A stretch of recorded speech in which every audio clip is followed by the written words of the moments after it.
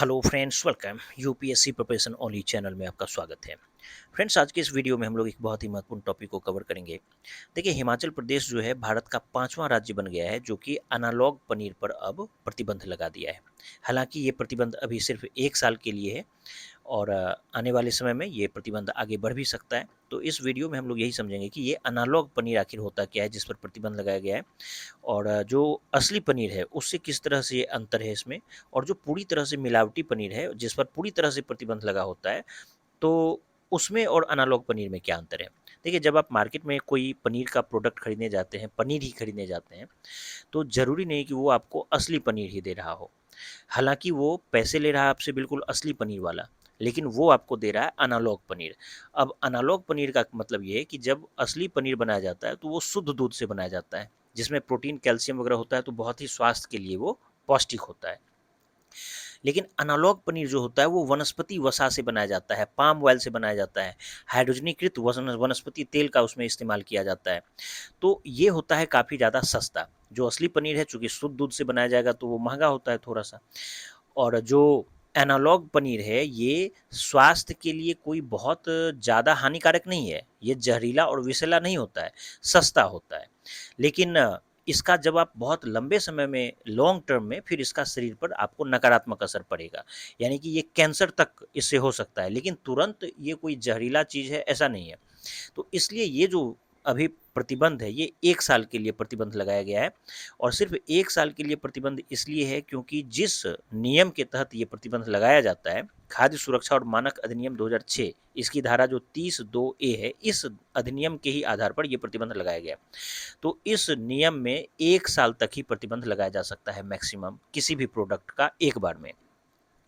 अब मान के चलिए जो पूरी तरह से मिलावटी पनीर होगा या कोई भी ऐसा सामान जो ज़हरीला हो, विषैला हो, तो उस पर हमेशा के लिए प्रतिबंध लगा रहेगा।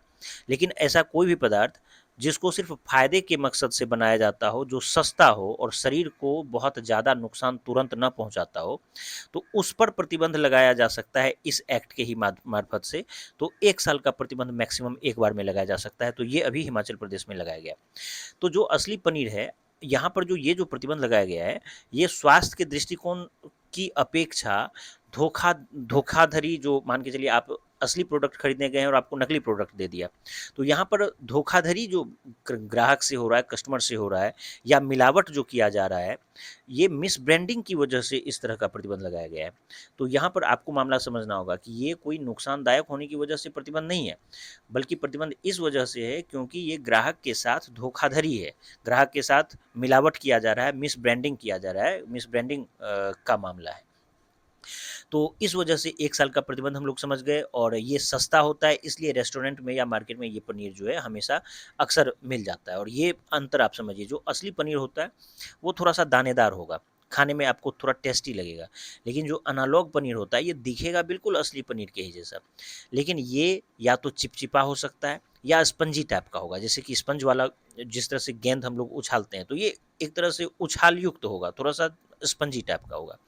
तो खाने में हो सकता है ये आपको अंतर ना भी महसूस हो पाए कई बार, लेकिन स्वास्थ्य के लिए कम से कम जो है वो बहुत लॉन्ग टर्म में हानिकारक हो सकता है, तुरंत इसका असर नहीं होता। तो चलिए डिटेल में हम लोग समझते हैं। देखिए, हिमाचल प्रदेश जो है, यहाँ दिया है कि 20 अगस्त 2026 को हिमाचल प्रदेश गैर डेयरी नॉन एनालॉग पनीर, यानी कि नॉन डेयरी एनालॉग पनीर के निर्माण, भंडारण, वितरण और बिक्री पर प्रतिबंध लगा दिया है। इसके साथ ही हिमाचल प्रदेश ऐसा कदम उठाने वाला देश का जो है 5वां राज्य बन गया है। यह प्रतिबंध खाद्य सुरक्षा मानक अधिनियम, जो खाद्य सुरक्षा मानक अधिनियम 2006 जो है, इसकी धारा 30(2)A के तहत जो है हिमाचल प्रदेश खाद्य सुरक्षा आयुक्त द्वारा ये लगाया गया है प्रतिबंध, और ये 1 साल के लिए प्रभावी हो रहेगा, और आवश्यकता पड़ने पर इसकी अवधि जो है बढ़ाई भी जा सकती है। अब देखिए, एनालॉग पनीर होता क्या है। सामान्य पनीर जो है मुख्यतः दूध के वसा और दूध प्रोटीन से बनाया जाता है। इसके विपरीत जो एनालॉग पनीर होता है वो दूध के स्थान पर जो है अपेक्षाकृत सस्ते विकल्पों का इस्तेमाल करता है, जिसमें वनस्पति वसा, पाम ऑयल, हाइड्रोजनीकृत वसा तेल और स्टार्च जैसे पदार्थों का उपयोग किया जा सकता है। इसका उद्देश्य कम लागत में पनीर जैसे उत्पाद को तैयार करना होता है। समस्या तब उत्पन्न होती है जब ऐसे उत्पादों को स्पष्ट जानकारी दिए बिना उपभोक्ताओं को वास्तविक डेयरी पनीर के रूप में भेजा जाता है। यानी कि ये वास्तविक मान के जो है बेच रहा है, तो इस धोखाधड़ी का या लोगों के विश्वासघात का मामला है ये। अब देखिए, प्रतिबंध का जो मुख्य कारण है क्या है, इस कदम का पहला उद्देश्य उपभोक्ता हित और खाद्य सुरक्षा की रक्षा करना है। वास्तविक पनीर में दूध से प्राप्त प्रोटीन, कैल्शियम और वसा मौजूद होते हैं, जबकि एनालॉग पनीर जो है पोषण संरचना इसकी अलग होती है। इसलिए दोनों को समान मानकर बेचना उपभोक्ताओं को भ्रमित कर सकता है। दूसरा महत्वपूर्ण पहलू क्या है कि डेयरी किसानों के हितों का भी इससे रक्षा नहीं हो पा रहा है। मतलब अगर नकली पनीर मार्केट में बहुत ज़्यादा आ जाएगा, तो जो वास्तविक डेयरी किसान है उन सब का हित प्रभावित होगा। एनालॉग पनीर कम लागत में तैयार हो जाता है और जिसकी वजह से वास्तविक दूध से बने पनीर की तुलना में ये बहुत ज़्यादा सस्ता होता है।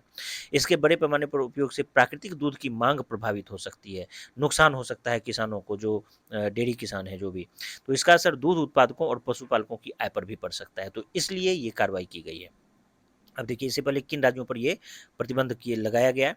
तो हिमाचल प्रदेश से पहले जो पंजाब है, हरियाणा, तेलंगाना, ये 3 राज्य है जहाँ पर एनालॉग पनीर के विरुद्ध प्रतिबंधात्मक कार्रवाई की जा चुकी है। इसके अलावा जो दिल्ली एनसीआर क्षेत्र है, वहाँ भी जो है खाद्य सुरक्षा अधिकारियों के द्वारा जो है स्थानीय स्तर पर ऐसी कार्रवाई की गई है। तो टोटल 3 राज्य है, एक आपको यूटी हो गया दिल्ली, और इसके अलावा अब हिमाचल प्रदेश 5वां राज्य या यूटी है जो कि इस पर प्रतिबंध लगाया। तो हिमाचल प्रदेश का निर्णय भारत में खाद्य मिलावट, उपभोक्ता संरक्षण और डेयरी क्षेत्र की सुरक्षा से जुड़े व्यापक नियामकीय प्रयास का हिस्सा है। अब देखिए इसका कानूनी आधार क्या है। राज्य सरकार को food safety and standards act 2006 के धारा 30(2)(a) के तहत जो है ऐसे खाद्य पदार्थों के संबंध में प्रतिबंध लगाने की शक्ति प्राप्त है किसी भी राज्य सरकार को, यदि उन्हें सार्वजनिक स्वास्थ्य के लिए आवश्यक माना जाए। यहाँ एक महत्वपूर्ण बात यह है कि प्रतिबंध केवल बिक्री तक सीमित नहीं है, सिर्फ बेचना ही प्रतिबंधित नहीं है, बल्कि निर्माण भी, भंडारण, वितरण और बिक्री, सारी गतिविधियां जो है उस सब पर प्रतिबंध लागू कर दिया गया है। और 1 साल के लिए क्यों लागू किया गया है? क्योंकि इस एक्ट के तहत जो है सिर्फ 1 साल के लिए ही एक बार में लागू हो सकता है। चलिए अब हम लोग एक क्वेश्चन देखेंगे कि अगस्त 2026 में गैर डेयरी एनालॉग पनीर के निर्माण, भंडारण, वितरण और बिक्री पर 1 वर्ष के लिए प्रतिबंध लागू करने वाला भारत का 5वां राज्य कौन सा बना? तो इसका सही जवाब जो भी कमेंट बॉक्स में है आप दीजिए। उम्मीद करता हूँ ये वीडियो आप सबको पसंद आया होगा। धन्यवाद।